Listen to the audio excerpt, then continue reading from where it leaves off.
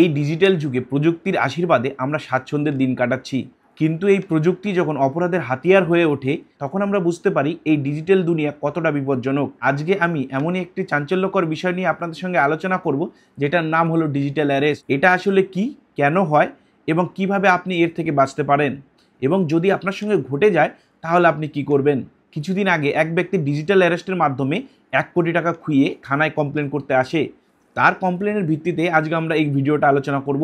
তাহলে চলুন প্রথমে আজকে বলি ডিজিটাল অ্যারেস্ট বলতে কি বোঝায়। ডিজিটাল অ্যারেস্ট হলো এমনই এক ধরনের সাইবার প্রতারণা যেটার মাধ্যমে আপনার কাছে আইনি বিভাগের লোক ফোন করবে এবং জানাবে যে আপনার নামে একটি ডিজিটাল ক্রাইম হয়েছে। সেটা কিভাবে, আপনার আধার কার্ড ও প্যান কার্ডটি মাদক পাচার ও অর্থ পাচারের মতন জালিয়াতিতে ব্যবহৃত হয়েছে। এই প্রতারণাটা কেন হয়? এই প্রতারণার সবচেয়ে প্রধান উদ্দেশ্য হলো আপনার কাছ থেকে টাকা হাতিয়ে নেওয়া, সেটা যে কোনো উপায়ে হোক।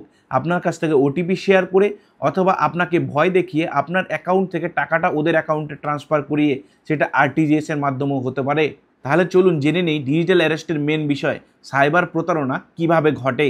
প্রথমে ফোন কল আসে, অপরাধী নিজেকে সিবিআই, পুলিশ বা সাইবার ক্রাইমের অফিসার হিসাবে পরিচয় দেয় এবং আপনাকে জানায় আপনার আধার কার্ড, প্যান কার্ড ও অন্যান্য ডকুমেন্ট দিয়ে একটি অপরাধ সংগঠিত হয়েছে। তারপরে আপনাকে বলবে যে আপনাকে ডিজিটালি তারা অ্যারেস্ট করবে এবং আপনি যে নির্দিষ্ট লোকেশনে আছেন সেখান থেকে নড়াচড়া করতে পারবেন না।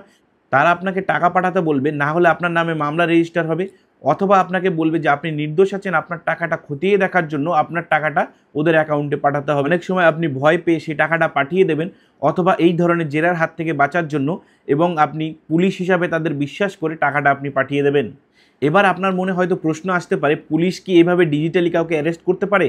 একদমই না, পুলিশ কাউকে ডিজিটালি অ্যারেস্ট করতে পারে না, এখনো পর্যন্ত কোনো আইনে এভাবে লেখা নেই। আরেকটা প্রশ্ন আপনাদের মনে আসতে পারে, ভিডিও কলে থেকে যাওয়া মানে কি গ্রেপ্তার? ভিডিও কলে থেকে যাওয়া মানেই গ্রেপ্তার না, এটা পুরোটাই ভুয়ো এবং এটা সম্পূর্ণ বেআইনি ও প্রতারণামূলক।